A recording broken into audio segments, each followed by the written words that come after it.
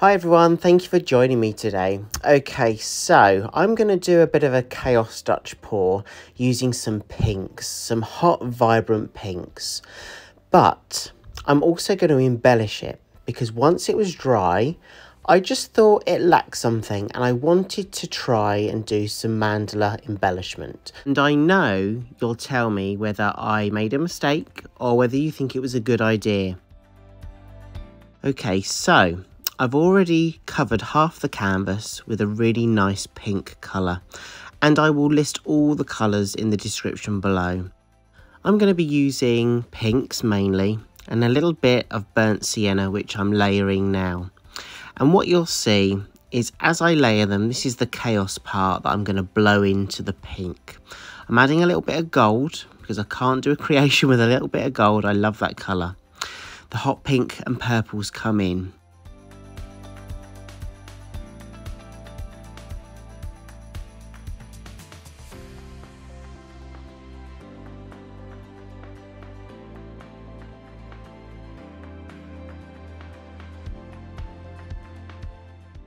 I'm adding just a little bit of more of the pink so I can blow that colour into the other colours. But you know, in hindsight, I've already got quite a lot of paint on the canvas. And I can tell that because it's flowing, but it's also going back on itself. So as you can see here, as I'm blowing, it's almost like a wave. It's retracting and coming back on itself.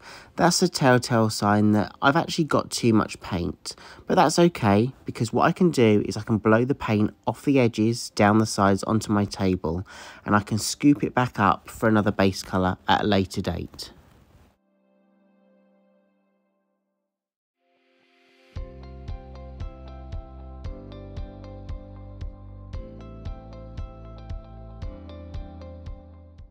And once I'm happy with the colours, I'm going to blow it back into the pink. And this is where I really kind of create the design that I'm looking for. This is where I look at the composition. This is where I can stop, stand back and look at the overall perspective and the design on the canvas. Don't be scared to scrape some paint off if you think you've got too much, or blow it completely off the sides. This is about getting the right design on that base. And one thing that I am going to be mindful of, because I've already said that I've got quite a lot of paint, I want to make sure that I leave a really consistent layer so when it dries, it doesn't crack.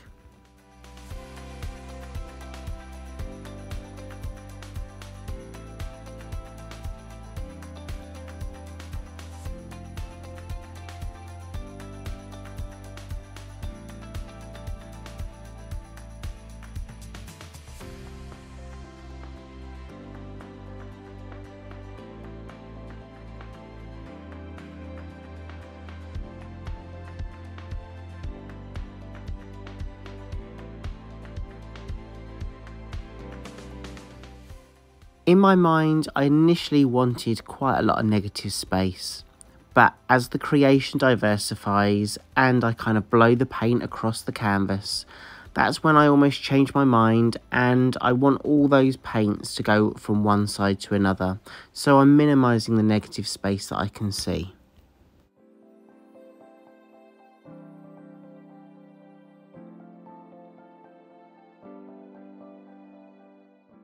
So let's go in for a close-up and you can see some of that detail. My camera just isn't capturing how gorgeous this creation is, even if I do say so myself.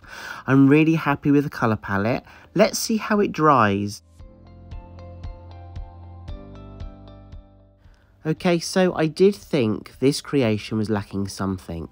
So for the first time ever, I'm going to try my very own mandala embellishment. And I've been watching some videos from my friend Olga Sobi. So I've taken some tips from her videos and I'm going to try my very own first one here today. And you know what? Even attaching the stencil to the canvas and ensuring that it's kind of still enough and stable enough so it doesn't move when you're adding the gel is a challenge in itself. So I'm just hoping that I've stuck it down right and it's not going to move before I add the gel. I'm going to add the gel and then I'm going to add a couple of colours on top.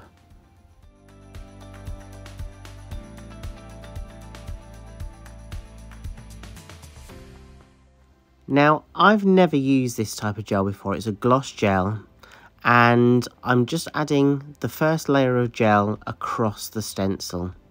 And then what I'm going to do is I'm going to take two colours and I'm going to mix them into one. So the gel acts like a base, and then that will dry clear. So it's really important that I ensure when I mix the colours across the top of the gel, it goes into every corner and in every gap of the stencil that you see. I'm taking extra caution because I've not done it before and I really want to do a good job. I actually like the design that's already on the canvas, but I thought I'd just add this embellishment just to see what it looks like. You let me know if you like what you see.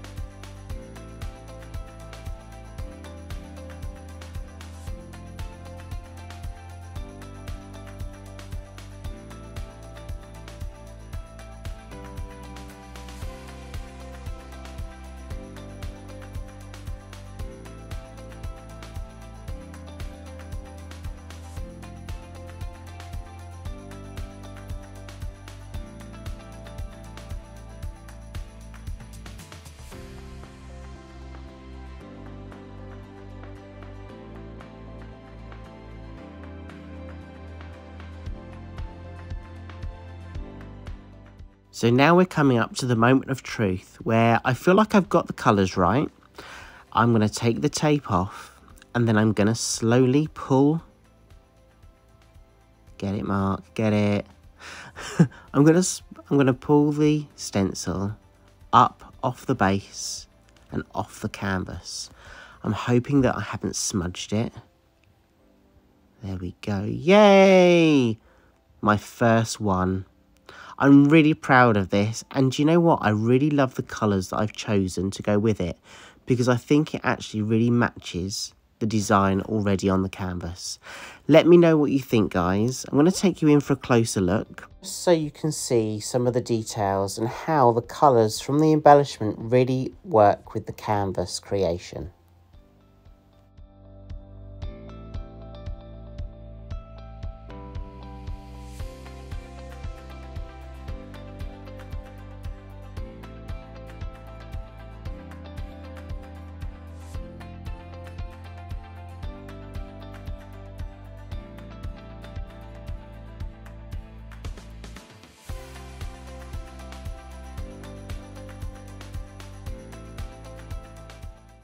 I've had so much fun from creating the original creation and then adding the embellishment. And do you know what? I think I've got the bug to do even more embellishments in the future. So watch this space. Thank you so much for all of your support. Thank you so much for watching. Have a great week, everyone. And I hope to see you again really soon. Take care. Bye.